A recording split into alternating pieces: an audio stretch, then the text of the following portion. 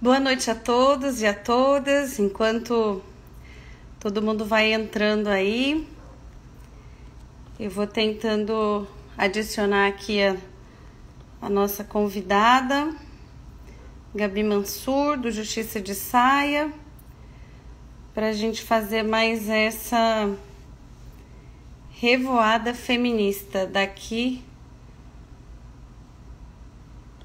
da rede de enfrentamento à violência contra a mulher de Porto Velho.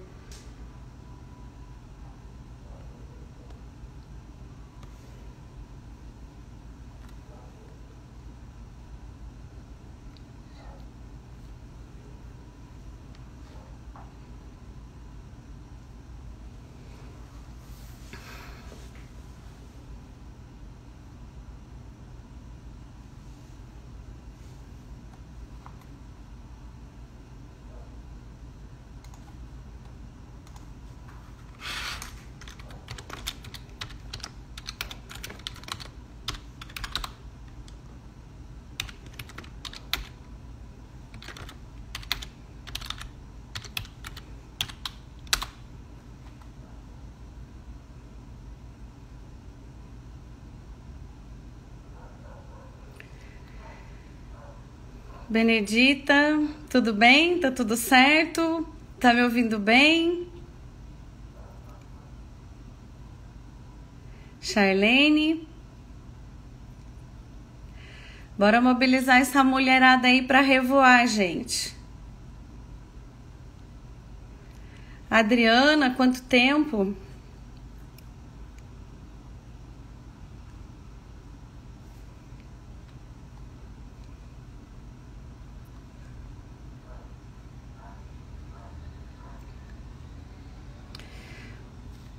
O Charlene, me vai orientando aí, que eu não tô achando aqui a Gabi Mansur para adicionar ela.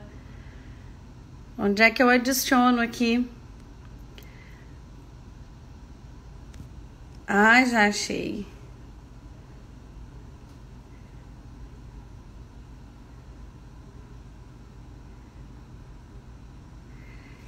Mas a Gabi tem que entrar aqui, né? Na live para que eu possa adicionar ela aqui, né? É isso? Ai, gente, esse isolamento social tem que acabar, né? Pra gente voltar aos nossos encontros presenciais. Tem feito muita falta para nossa rede de enfrentamento à violência. Essa série aí de revoadas, né, que foi idealizada aí pela rede de ginecologistas e obstetrícia, né, aqui em Rondônia, encampado pela doutora Ida Pereira, nossa mestra, né, da Sociedade de Ginecologia e Obstetrícia aqui de Rondônia, proporcionou assim um espaço, né, para manter as reflexões que são tão necessárias para esse momento de enfrentamento às violações de direito das mulheres, em especial as violências, né?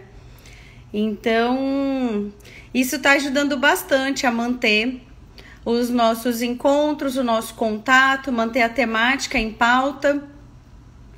Mas, infelizmente, eu acredito que ainda não é o suficiente. Já está na hora da gente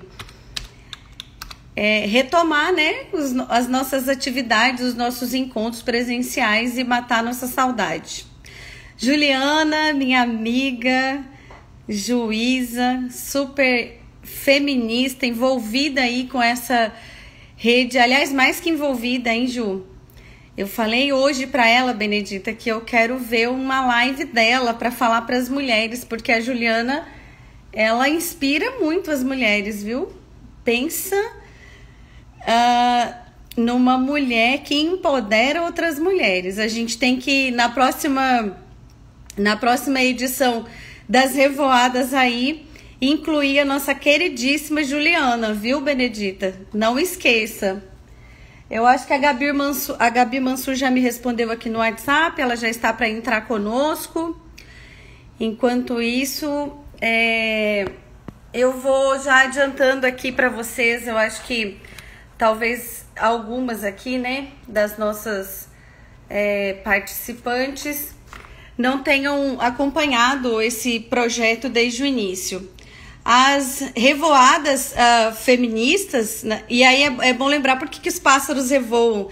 Nas revoadas dos pássaros, eles cuidam uns dos outros desde o início, né, para que todos cheguem juntos até o destino final da revoada. E a proposta das revoadas feministas foi justamente essa, despertar essa sororidade entre nós, colocar em pauta todas essas questões relacionadas à libertação da mulher de toda e qualquer forma de violação de direitos, de violências, de opressão, e aí caminhar junto, né? Até o dia em que todas nós tenhamos os direitos efetivamente assegurados. Então essa é a proposta das revoadas feministas.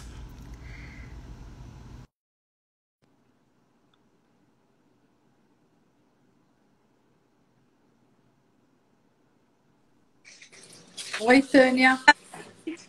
Oi, querida, tudo bom?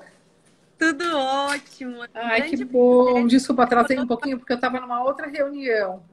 Estava tendo uma reunião dos justiceiras hoje. A mulherada está entrando ainda. Gabi, é uma satisfação muito grande a gente ter você aqui em Terras Rondônia. Eu queria que fosse presencial, viu? Essa você ainda vai ficar devendo. Não entendi. Eu disse que é uma satisfação muito grande ter você em Terras Rondonienses, mas a gente queria que fosse presencial. Vamos marcar. Assim que passar essa pandemia, a gente vai marcar de se encontrar e fazer uma palestra, um evento juntas. Então, Gabi, olha só, você está aqui no espaço das Revoadas Feministas, a nossa convidada de honra de hoje. Obrigada. Semana passada eu fui convidada a revoar, e a regra diz que sempre que a gente revoa, tem que convidar mais uma para vir revoar conosco. Essa foi uma iniciativa criada pela Rede Feminista de Saúde em Ginecologia e Obstetrícia. E aqui em Rondônia a gente tem uma grande guerreira e uma mestra, que é a doutora Ida Pereia, da Sociedade Ginecologista, que inaugurou as revoadas feministas aqui. Para que todas nós, assim como os pássaros, né, possamos chegar aí juntos, todas juntas, a grande meta que eu acho que nós temos, né, Gabi? Que é vocês criaram isso para as mulheres. Vocês criaram esse projeto durante a pandemia? Foi agora. Que legal. Deixa eu pôr meu óculos. Foi durante a pandemia. As revoadas estão acontecendo todas as terças, quintas e sábados, 3 vezes na semana. E essa semana, diariamente. E desde o dia 23 de junho. A gente já tem participação de mulheres com formações diversas para discutir direitos sexuais, reprodutivos, para discutir violações de direitos, especialmente as violências, feminicídio, e divulgar, acima de tudo, os números de atendimento à mulher aqui na rede local. E foi criado aqui o Covid Mulher para assegurar os direitos à saúde que a mulher tem durante o período de pandemia. E aí você é a nossa convidada de honra de hoje, nesse projeto lindo que são as Revoadas Feministas. E conta pra gente, Gabi, como que foi que você se descobriu uma mulher feminista? Porque você hoje é um ícone no sistema de justiça, viu? E fora dele. Nós sabemos que quando ainda era um tabu muito grande falar de equidade de gênero e falar de feminismo para a rede de justiça, você já estava com a bandeira do Justiça de Saia. Quando é que começou isso? Inclusive esse idealismo todo que tanto contagia, gente. Conta aí. Bom, na verdade eu sempre gostei muito do tema, sempre me identifiquei, mas eu nunca fui atrás do rótulo do feminismo, mas sim no que o feminismo representava. Veio de uma família de mulheres muito fortes, que sempre foram independentes, lutadoras, guerreiras, e que lutavam não só por elas, mas por outras mulheres. Então eu vejo que o feminismo é a valorização dos direitos das mulheres, não para si só, não olhando para o próprio umbigo, mas quando você consegue enxergar o coletivo feminista. Porque eu também falo que não adianta você se declarar feminista e nada fazer para valorizar uma mulher, para incentivar uma mulher, para aplaudir uma mulher quando ela tem algum tipo de sucesso, de brilho, sem tentar apagar esse brilho, para pegar na mão de uma mulher que sofre violência e levar essa mulher para cima. Então, essa coletividade, essa sensação de que você está fazendo algo por outra mulher, é muito mais do que o rótulo. É o feminismo puro, é a vontade de você lutar pelos direitos das mulheres no todo e não só para si. Nada contra quem apenas defende os seus, mas eu entendo que o feminismo ele é coletivo, ele é amplo, ele vai além. Então, eu sempre me identifiquei sem saber ao certo o rótulo do feminismo. Eu sempre lutei pelos direitos das mulheres, eu sempre quis me comunicar, divulgar. Eu via muitas vezes, Tânia, não é uma crítica, mas é uma constatação, que muitos dos trabalhos das mulheres no Ministério Público não eram divulgados. Só tinha divulgação de projetos de homens, só homens nos sites, nas reuniões. Eu pensava, nossa, mas tem tanta mulher legal, tanta mulher esforçada, por que elas não têm essa visibilidade? E as questões da violência contra a mulher também. Pouquíssimas vezes se falava sobre isso. Havia uma banalização, uma naturalização da violência. Parecia que nós, do direito, que trabalhávamos com isso, éramos menos do que quem trabalhava com crime organizado, com combate à corrupção, porque talvez a matéria não fosse tão importante, ou não fosse tão sedutora, ou não demandasse aí um estudo mais aprofundado. Muito pelo contrário. Quem trabalha com violência contra a mulher sabe da necessidade de você ter um conhecimento amplo de uma rede de proteção, você ter uma atuação articulada, não só dentro do gabinete, de você descobrir teses, de você conseguir transformar a mudança, transformar o pensamento cultural, e muitas vezes isso exige-se uma alternância de legislação, de pautas, de políticas públicas, de conexão entre todos os poderes públicos do nosso Brasil, com a iniciativa privada e também com a sociedade civil. Então, eu fui estudando, obviamente, eu lancei o Justiça de Saia para dar visibilidade para o trabalho das mulheres, para mostrar que as mulheres podem trabalhar, podem se arrumar, podem estudar, e isso não faz com que ela seja menos ou mais do que ninguém, mas tão boa quanto os homens que tinham aí divulgados todos os seus trabalhos, projetos, cursos, livros, e cadê as mulheres? Então, o Justiça de Saia ele foi um veículo de comunicação. E aí você começa a estudar, você começa a se identificar, você começa a entender o feminismo. E há algum tempo atrás, só para concluir esse raciocínio, que eu me vi mudando um pouco. Até 2 anos atrás, eu falava muito, sou feminista. Aí eu levantava a bandeira do feminismo. Porque antes ninguém queria falar que era feminista. Aí teve uns 10 agora anos. Todo mundo, eu sou feminista, eu sou feminista, sou feminista. De uns 2 anos para cá, não me interessa tanto afirmar que eu sou feminista. A gente mostra muito mais com as nossas atitudes do que com o nosso discurso. As atitudes que direcionam quem você é e o que você quer atingir com isso.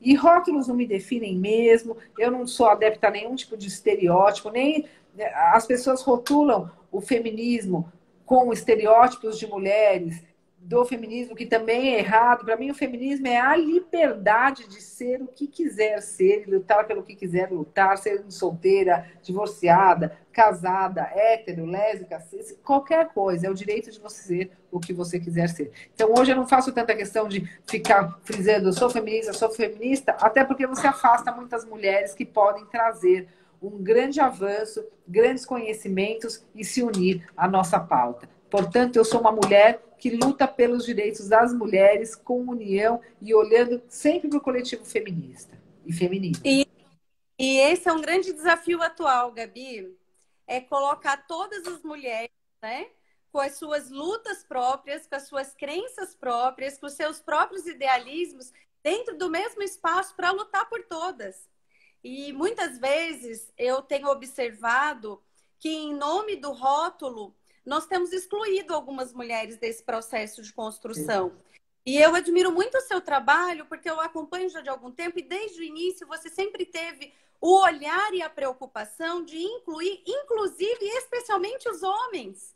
Isso é muito lindo. Fala pra gente um pouco da perspectiva de olhar que você tem, dos seus projetos, é o Tempo de Despertar.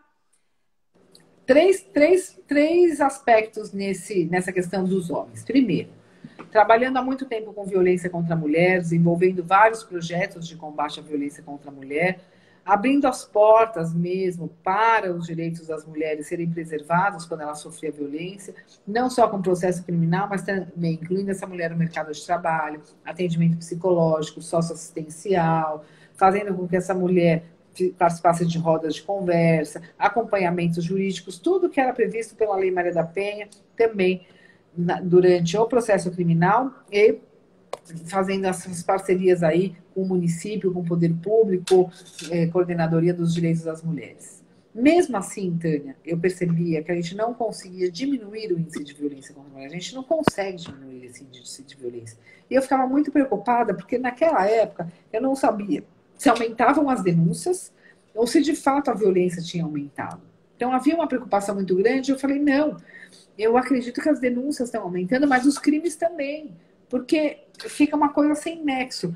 As pessoas denunciam mais, mas os processos se multiplicam e aqueles processos que já estavam em curso, com medidas protetivas, as vítimas voltavam, eles continuavam cometendo a violência. Então, eu percebia que era um aumento, porque se um processo estava lá, um agressor estava sendo processado, a vítima encaminhada para os serviços públicos, e ela voltava lá sendo agredida, então a gente está vendo que vinha um ciclo da violência. Aí eu comecei a entender esse ciclo da violência.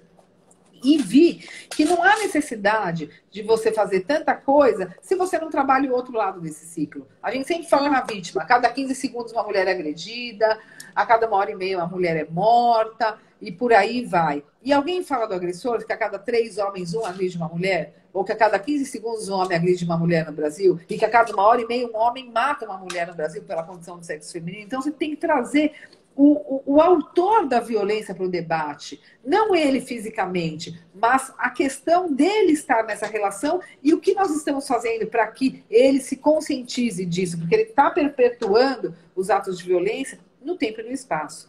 E colocando essa mulher cada vez mais no ciclo, até ela chegar, provavelmente, a uma vítima de feminicídio. Então, eu comecei a pesquisar projetos que incluíam os homens, que olhassem para os outros lados da violência, e vi nos Estados Unidos a obrigatoriedade dos grupos reflexivos de homens. E vi que onde há os grupos reflexivos de homens, a reincidência é praticamente zero. Então, é uma prevenção à violência, um rompimento do ciclo e também diminuição dessa reincidência. Aí eu trouxe para o Brasil. Aqui nós tínhamos alguns projetos esporádicos, eu sempre registro o projeto da nossa querida amiga Érica Canuto, do Rio Grande do Norte, que foi uma das pioneiras a desenvolver esse projeto no Brasil. Comecei a desenvolver o Tempo de Despertar e percebi que onde nós fizemos o Tempo de Despertar, nós tivemos uma diminuição da reincidência de 65% para 2%. O Tempo de Despertar, hoje em dia, ele é lei municipal em São Paulo, lei estadual em São Paulo, e ele foi um dos fundamentos dessa lei federal, que foi sancionada agora no dia 3 de abril, que prevê a obrigatoriedade dos grupos reflexivos de homens. No segundo ponto, falei 3, os 2 eu vou falar bem rapidamente. No segundo ponto, eu vejo o seguinte, os homens ainda estão com a caneta na mão, são eles os grandes líderes. Nós temos, infelizmente, ainda um sistema de justiça em que os homens estão praticamente muito mais homens, eles têm a caneta na mão. Então, se a gente não sensibilizar esses homens, não mostrar para eles o cenário da violência contra a mulher, a necessidade de uma gestão institucional com perspectiva de gênero, de nós mostrarmos a necessidade do investimento do orçamento público na violência contra a mulher e todas as demais tomadas de decisões voltadas para a prevenção, combate da violência contra a mulher e promoção da igualdade de gênero, eles não vão autorizar, eles não vão destinar verba pessoal, recursos humanos, materiais, porque não há uma conscientização, uma sensibilização. Então, é canetada em prol da mulher. E num terceiro aspecto, eu entendo que nós precisamos envolver as pessoas da sociedade. Nossos filhos, como nós tratamos os nossos filhos, como nós educamos os meninos, eles têm que ser machistas, que estão numa posição de submissão da mulher, em que o corpo da mulher é considerado um produto sexual, ou nós estamos educando meninos e meninas com direitos iguais. Quando um homem está no meio de grupo de WhatsApp ou no meio de grupo aí de bar, sei lá onde eles vão, futebol, e você tem uma piada com uma menor de 14 anos ou vaza vídeos pornográficos de meninas menores de 18 anos e há um repasse disso, esses homens estão preocupados? Pode ser a filha deles. Então, há necessidade de conscientização e pontuação. Então, esses 3 aspectos. A ressocialização do agressor, a sensibilização dos líderes, que são, na sua maioria, homens, e também como a gente se comporta socialmente em relação a esses homens. E os nossos filhos, a criação. E esse é o ano de colocar tudo isso em pauta, hein, Gabi? Porque nós estamos num ano de eleições municipais e a gente sabe que a falta de equidade de gênero está muito intimamente associada aos processos de violência. Sim. Então, é hora de colocar isso em pauta, não só com os homens candidatos, mas também de dar um espaço de visibilidade, de fala para as mulheres que são candidatas, né? Gabi... Só para fazer uma parte aqui, eu falava hoje com a secretária-geral de Política para as Mulheres, com a Cristiane Brito, minha amiga e grande mulher aí à frente das políticas públicas para as mulheres no âmbito federal, e ela estava falando sobre isso, a violência política. Muitas mulheres que se candidatam, muitas mulheres que estão no exercício dos seus direitos políticos, são atacadas na sua honra, na sua dignidade, pela condição do sexo feminino, algo que não ocorre com os homens.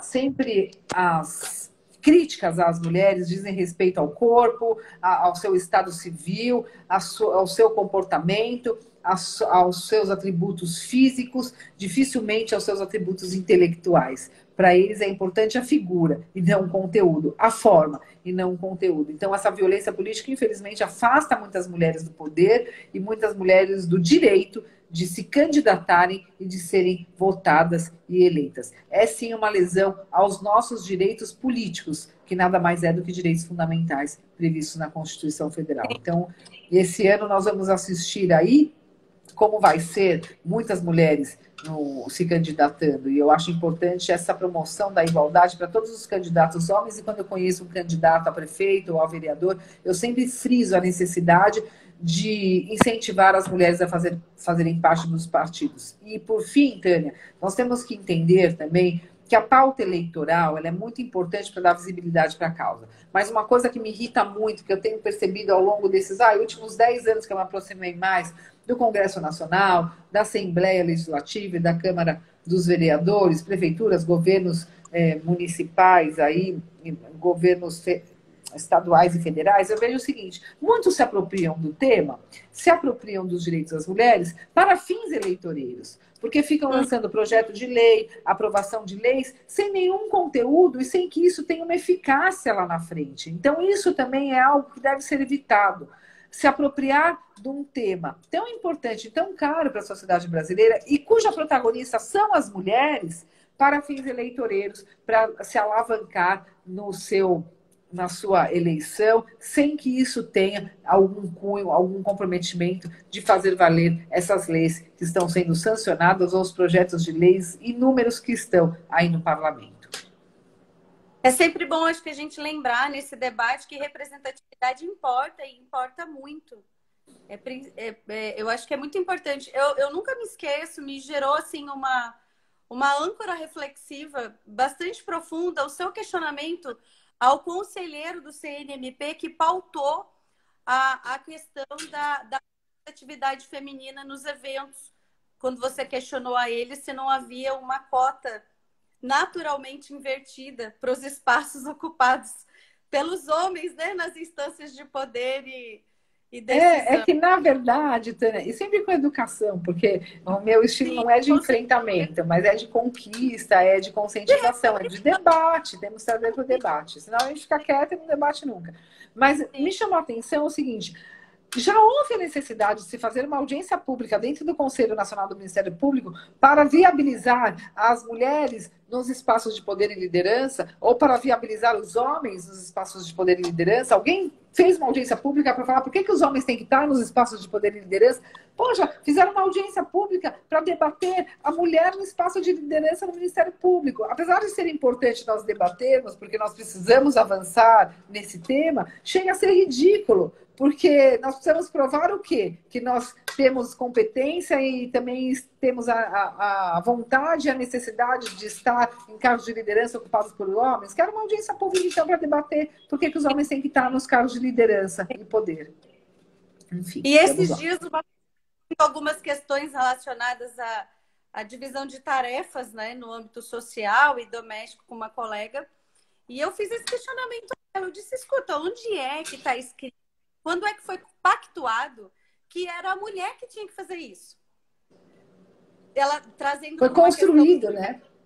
Isso é um instinto feminino. Eu disse, não, isso é uma tarefa, e tarefas qualquer um pode desempenhar. Não tem nada a ver com questão de gênero e nem mesmo de sexo. Então, essas reflexões, eu acho que elas, assim, abrem, sabe, Gabi, espaços bem interessantes de evolução para nós, seres humanos.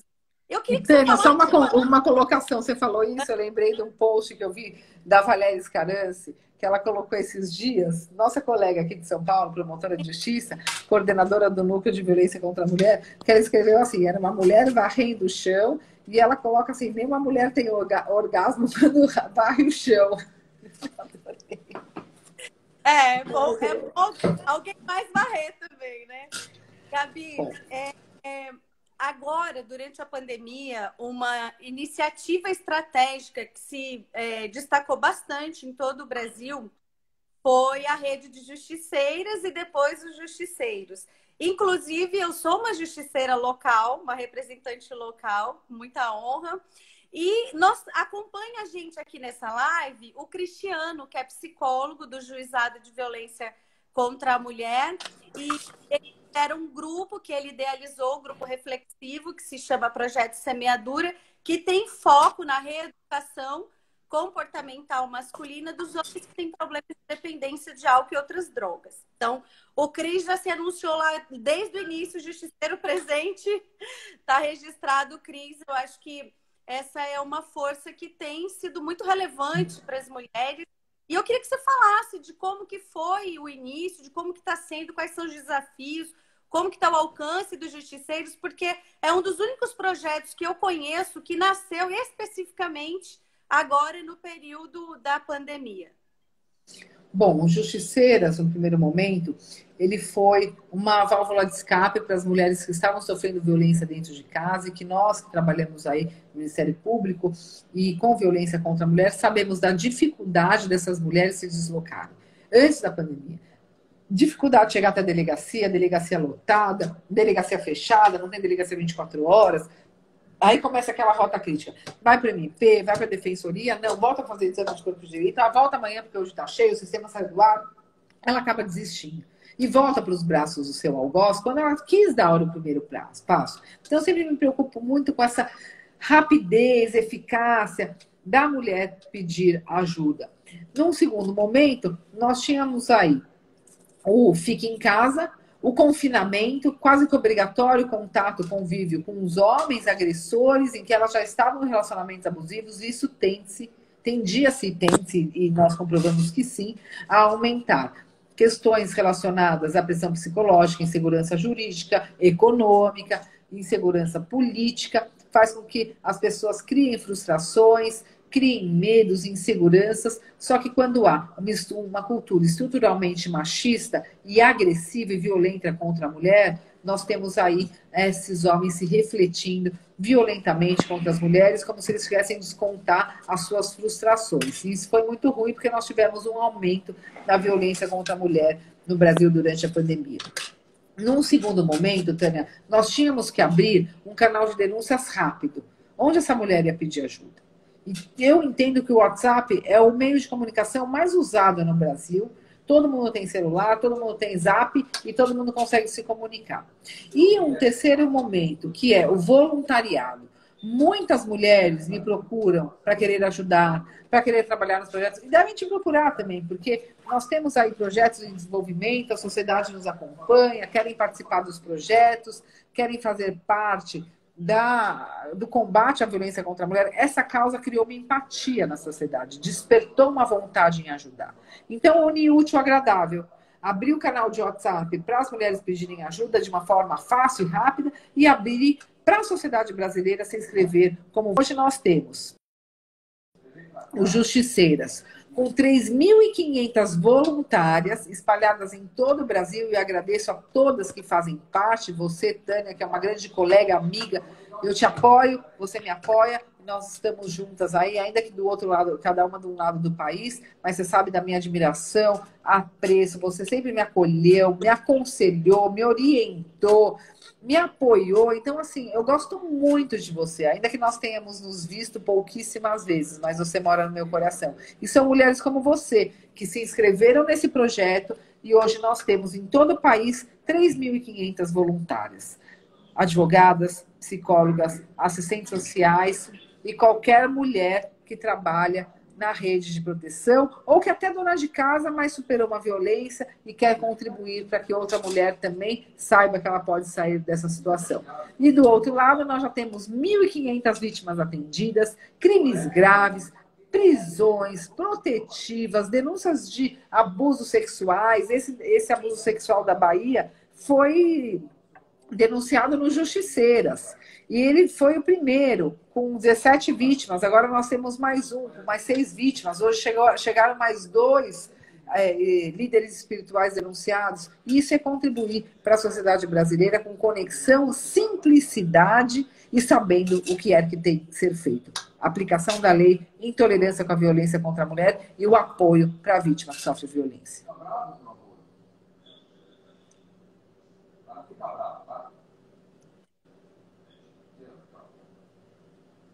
Tá sem som? Peraí.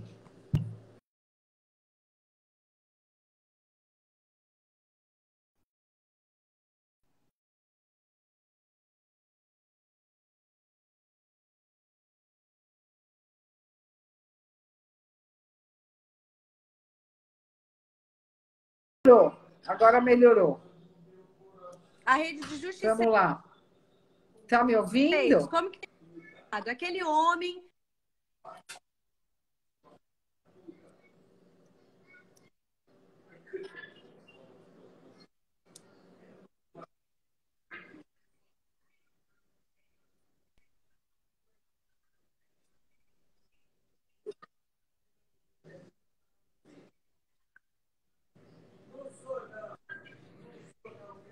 Eu vou, peraí. Tá falhando.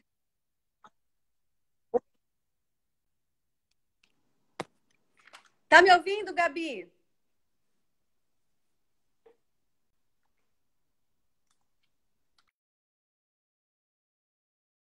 Oi, tá me ouvindo?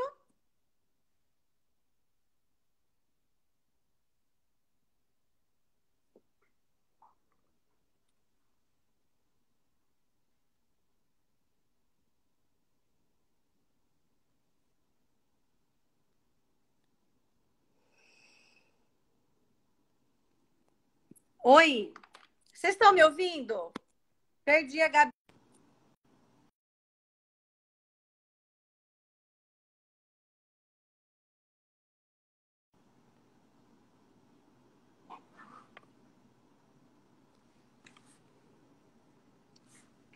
Voltei. Tá me vendo? Voltei. Estou te vendo, estou me ouvindo. Você me ouve? Sim, vamos lá. Nós, sobre os justiceiros. Como que o homem que está em casa precisando aí de um apoio acessa os justiceiros? Bom, como ele quiser, pelo WhatsApp, entrando no nosso Instagram. O problema é que eles não entram. Só estão entrando nos justiceiros homens que querem ajudar outros homens.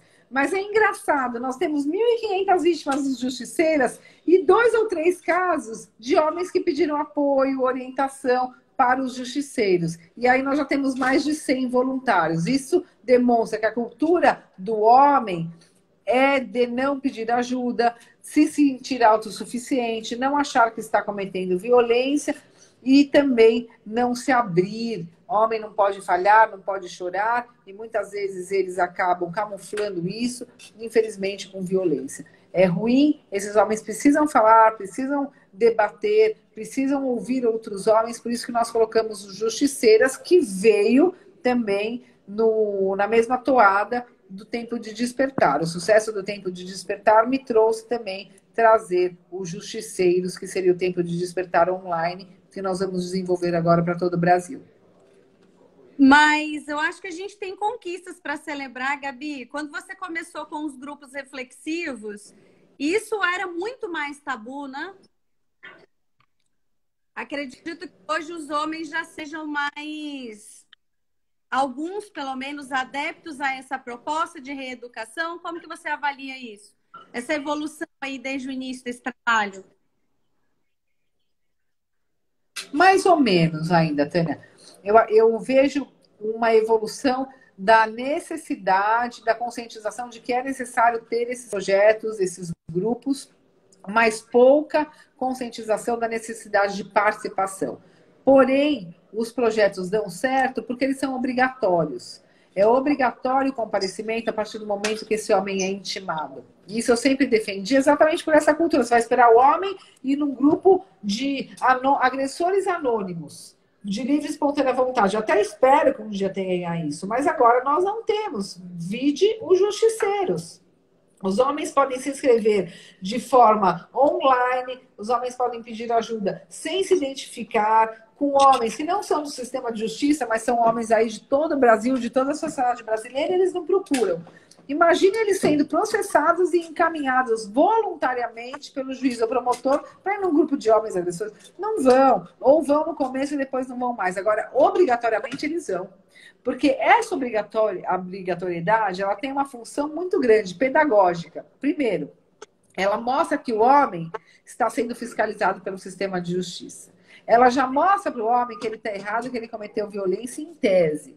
E ele traz uma necessidade de comparecimento, porque senão esse homem vai preso. E quem quer ir preso quando comete violência contra a mulher? É o bom moço, é o que tem residência fixa, ocupação lista, é um ótimo pai. Para ele ser preso é cair a máscara do sedutor social, que em casa bate na mulher. Então, ele tem um efeito pedagógico e intimidatório muito grande. Portanto, eu sou fã do projeto Tempo de Despertar e dos demais grupos reflexivos de homens e defendo, como está na lei, a obrigatoriedade com uma sanção pelo não comparecimento. Só assim eles vão. Por isso que duas alterações legislativas contribuem muito para esse processo.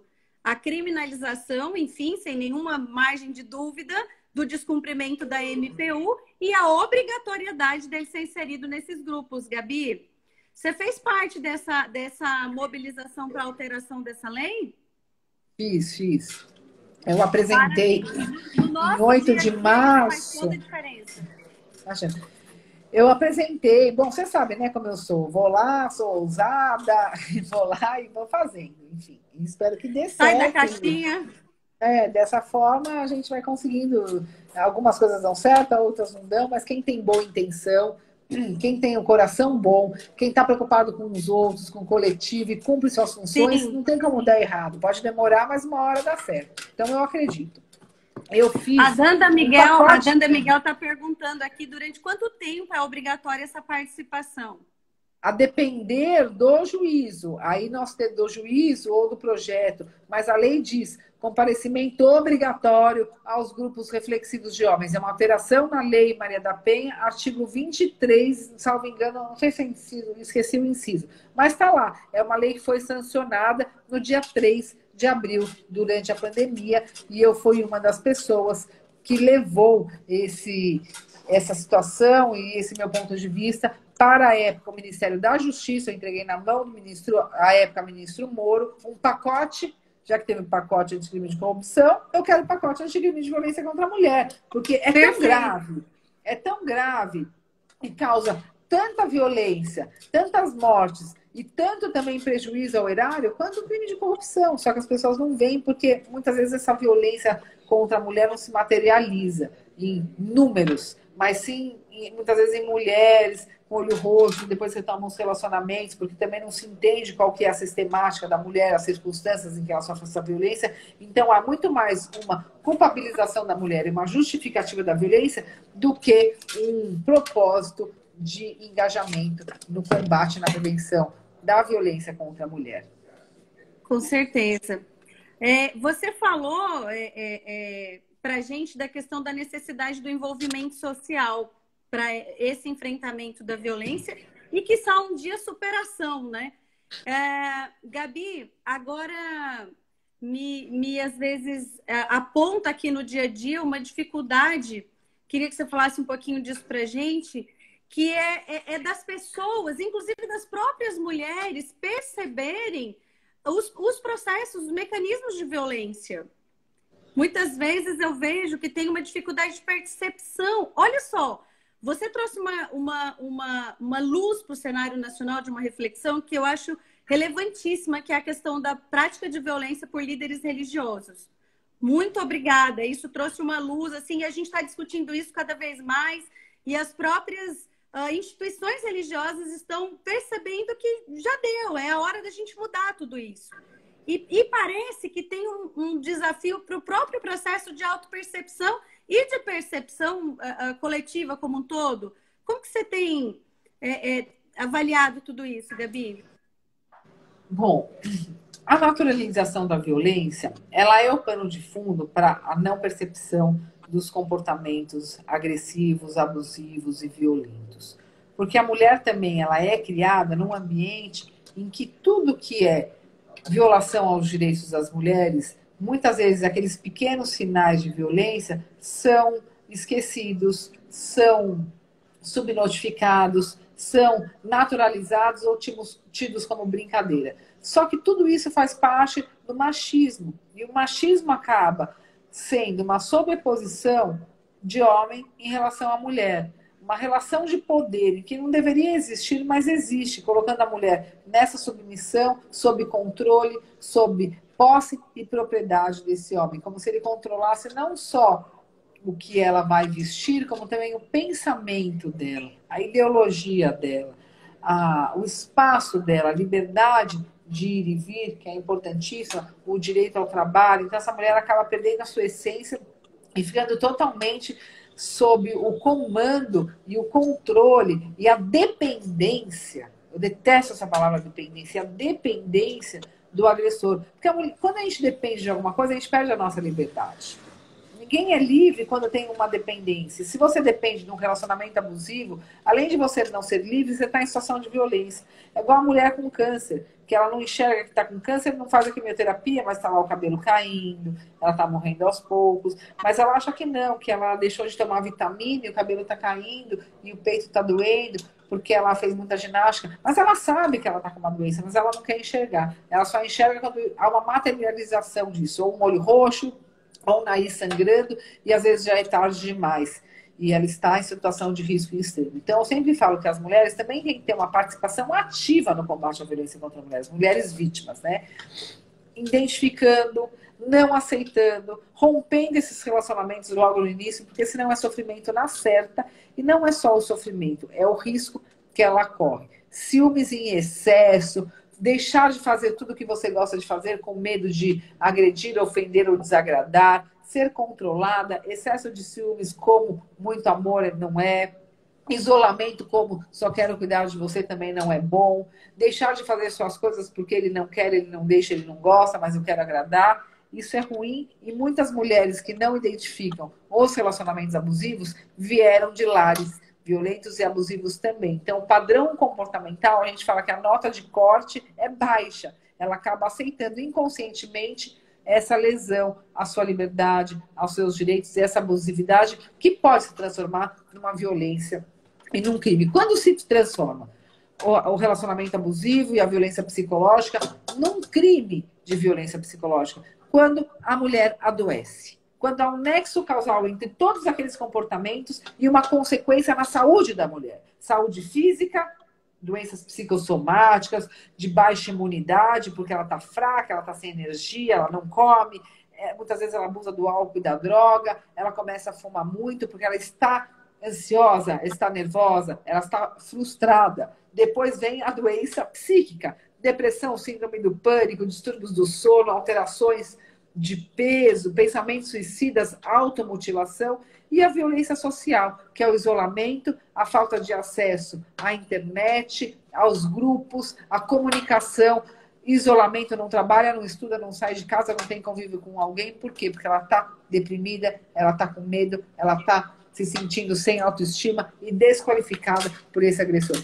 A partir do momento que essa mulher cai na cama, ou uma doença física, ou uma doença psíquica ou social, ela se dá conta. E aí ela pede ajuda. Muitas vezes nem vem o primeiro tapa. Muitas vezes é o abuso psíquico, é a tortura mental que adoece essa mulher. Aí ela começa a pedir ajuda. Antes, dificilmente, ela vai pedir, porque ela sempre fala, ele vai melhorar, não é nada. Porque ela também não está sentindo a dor na pele, mas ela vai adoecendo na alma, no coração. E só quando ela cai, que ela se dá conta de que eu preciso sair desse lugar. Por isso é tão importante a capacitação constante dos profissionais da rede de saúde, principalmente ali dos postos de saúde. O MP de São Paulo tem um trabalho maravilhoso com relação a isso, Gabi. E de mecanismos de convivência social dessa mulher. O próprio representante da ONU enfatizou muito a necessidade das igrejas se envolverem agora nesse processo. Você falou muito do WhatsApp, quando você pensou no Justiceira, para ter um alcance muito grande. Muitas mulheres estão dentro de algum mecanismo, de alguma organização familiar, social ou religiosa que seja. E eu acho que o grande trabalho que a gente tem, o grande desafio que as redes de enfrentamento à violência têm, é fazer com que essas informações de acesso às políticas públicas cheguem a cada mulher que está em situação desse processo aí de sofrimento. É isso mesmo.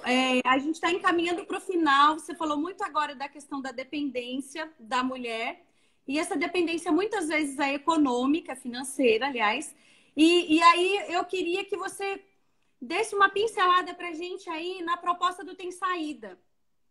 Eu já vi alguns relatos de mulheres e parece que é algo que ela rompa com esses relacionamentos abusivos, né, Gabi? Sim. Bom, o Tem Saída nada mais é do que oportunidade de trabalho para as mulheres que estão sofrendo violência e são vulneráveis economicamente. 30% das mulheres não trabalham, por isso estão sofrendo violência. Ou não denunciam, ou denunciam e acabam desistindo com medo de não conseguirem manter o padrão de vida, ou também medo de passar fome e necessidades para ela e para os filhos. O que eu pensei, Tânia? O que é importante para mim? Meu trabalho. Claro, família, filhos, a gente nem precisa falar. Mas o trabalho, para mim como mulher de realização pessoal, ser mãe e meu trabalho. Não é diferente para as outras mulheres. Então, com o meu trabalho, eu me realizo, eu sou independente financeiramente, eu consigo ajudar outras mulheres. As mulheres precisam disso. Então, o que eu fiz? O que é bom para mim vai ser bom para aquela mulher que está lá na ponta sofrendo violência. Então, o que eu pensei? Buscar trabalho para essas mulheres. Eu vi minha mãe, Tânia, ao longo da vida dela, lutando muito, se formando depois de mãe de 4 filhos. Quando ela entrou como estagiária no escritório, nós íamos para o escritório dela, do chefe dela, a gente se escondia embaixo da mesa quando ele aparecia, eu lembro tanto disso. Eu já vi a dificuldade da mulher, mãe, conciliar tudo isso. Mudou a vida dela. Deu uma guinada. Aí eu percebi o quanto era importante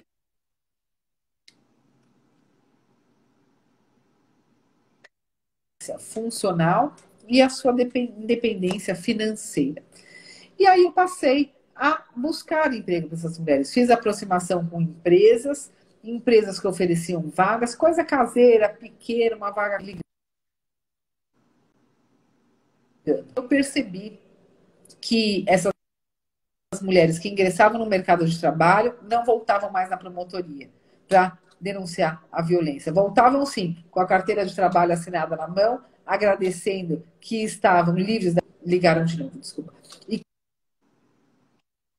que não estavam mais com o agressor. E essa emancipação financeira é muito importante para a mulher conseguir ser dona do próprio nariz, ser protagonista da sua história e fazer as suas escolhas. Então, ela não é um milagre, mas ela tem mais chances de sair da violência ou de não entrar num relacionamento abusivo se ela tem essa independência financeira. Aí eu vim para São Paulo, capital, trouxe o Tem Saída, institucionalizei no Ministério Público, Judiciário, Prefeitura de São Paulo. as mulheres todas que sofrem violência, não têm trabalho e são vulneráveis economicamente, elas são encaminhadas por ofício para a prefeitura, que faz o cadastro e o contato com as empresas parceiras. Nós temos hoje 250 mulheres empregadas com carteira assinada, 2 anos de projeto. Carteira assinada, 500 mulheres que acessaram o Tem Saída, e nós temos 45 empresas parceiras da mulher aqui na capital de São Paulo, que abrem suas portas para a mulher em situação de violência. Só para terminar, isso trouxe algo muito importante. A conscientização da iniciativa privada no combate à violência contra a mulher. Porque a partir do momento que você abre as portas, você se engaja num projeto desse, você convida para uma palestra, faz uma capacitaçãozinha, começam a falar sobre o tema, aí as funcionárias da empresa começam a pedir ajuda. Porque se nós temos 53% do mercado de mulher feminino, do mercado de trabalho feminino, nós temos aí praticamente uns 20, 30% do mercado de trabalho que sofre violência. E para quem elas vão pedir ajuda? Para o empregador, para os recursos humanos da empresa. Então, fez com que as empresas criassem canais de denúncias, engajamento e investissem nos projetos de combate à violência contra a mulher. Um dos maiores exemplos é a Magalu, da empresa da Luísa Trajano, que é uma das pioneiras no combate à violência contra a mulher, nesse engajamento, no investimento da iniciativa privada em parcerias com o poder público e com a sociedade civil. Inclusive, a gente viu os frutos desse trabalho agora, na pandemia. Várias empresas assumiram a sua responsabilidade social, divulgando os canais para denúncia da violência. Foi fantástico ver isso e foi uma resposta relativamente rápida, porque o próprio sistema estava ainda se organizando para atuar numa nova metodologia e a gente já viu uma resposta dessas empresas desde o início. Muito bom. Essa metodologia virtual veio para ficar? Veio para ficar. Atrás, depois da pandemia, veio para ficar? Não, eu acredito que a pandemia, ela foi muito ruim, está sendo muito ruim. Algo assim inacreditável, nunca visto anteriormente, que nos deixou aí de mãos atadas e numa situação de surpresa, de insegurança e de tristeza. Porque nós perdemos muitas vidas e continuamos, infelizmente, perdendo. Mas ela também escancarou muita coisa.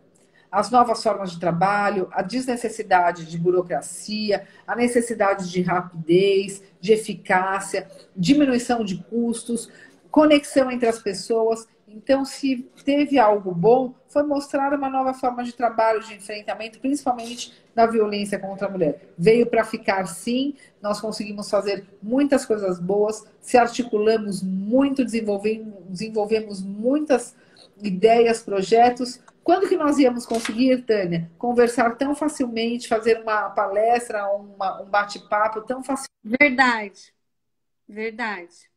Para todas nós. Então, teve esse lado positivo, que não é um lado positivo, mas é o se reinventar, é o se repaginar diante de uma dificuldade. O que nós fizemos?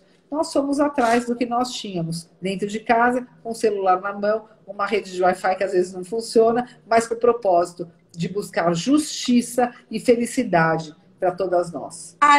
Às vezes uma participação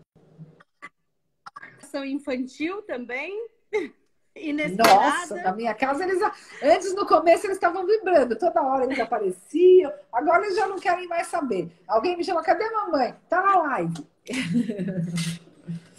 Aqui em Rondônia, a gente se desloca muito rapidamente da nossa casa para o local de trabalho, então às vezes eu venho para MP, porque em casa às vezes é um pouco desafiante. Gabi, eu queria já encaminhar aqui, a gente está próximo do encerramento, agradecer imensamente a sua contribuição para as mulheres rondonienses. Eu não falo aqui só por mim, eu falo em nome de um grupo. E nós estamos muito agradecidas pela sua participação. E eu gostaria de reforçar para esse grupo a generosidade que eu conheci em você. Você nem sabia direito quem eu era, mas você tinha tanto idealismo, era tão contagiante isso para a realização do primeiro encontro das mulheres do MP, e veio a greve dos caminhoneiros. Não sei se você se lembra. E você disse assim, não, vem para Guarulhos, eu dou um jeito de mandar alguém te pegar, vem. E assim, isso contagia. Eu acho que essas são as sementinhas que a gente vai distribuindo pela vida e a gente não sabe onde cai, se vai ser solo fértil ou não, mas que muitas vezes elas brotam e crescem de uma forma bastante frondosa. E eu acho que eu sou uma dessas sementinhas. Eu tenho muitas mulheres aqui que me influenciam, que me sustentam e você é uma delas, viu, Gabi? A gente tem um cara em cara aqui para encerrar as revoadas feministas. Eu vou te falar uma palavra e você vai me dizer outra palavra, certo? É rapidão. Gabriela. Te diz o quê? Gabriela te diz o quê? Sempre Gabriela. Família. Meu maior patrimônio. Trabalho. Aquilo que mais me satisfaz. Conhecimento. Sempre é tempo de conhecimento. Feminismo. Não me define, mas me dá a base para eu ser o que eu sou. Conjuntura. Cada momento nós temos uma conjuntura. Basta se reinventar, aproveitar as oportunidades e ir em frente. Realidade. Todos os dias nós encaramos um obstáculo diferente. Essa é a realidade. Saber dançar conforme a música, mas escolhendo a dança. Sonhos. Nem comecei a realizar quase nenhum ainda. Arte. A arte imita a vida imita a arte. Todos os dias nós vemos isso. Essa daqui era para as convidadas locais, mas eu vou te fazer também.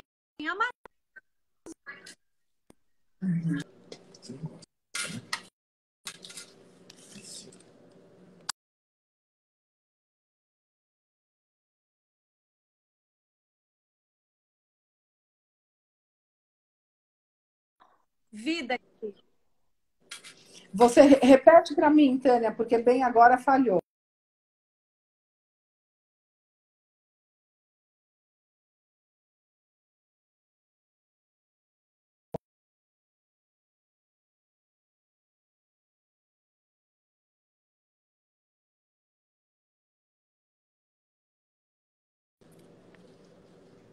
Voltou, vamos lá. Um pouquinho.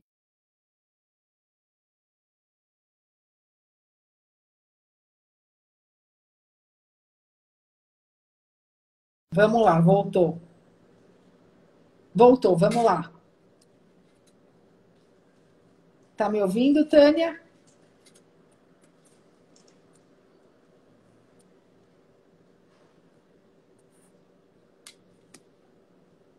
Não tá.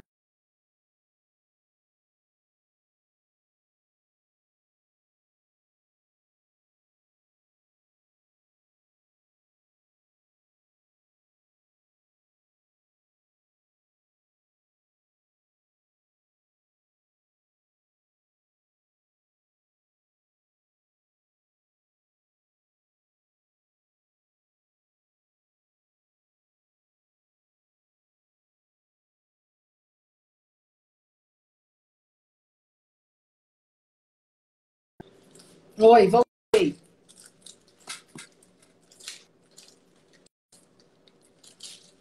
Vídeo pausado, que pena. Quem que é? Isso aí. Cara, tô ouvindo. Pronto? É. De onde, cara? Rondônia. Rondônia? Oi, querida, tá me ouvindo? É, mas eu não tô. Não sei o que aconteceu, vídeo pausado. Alguma coisa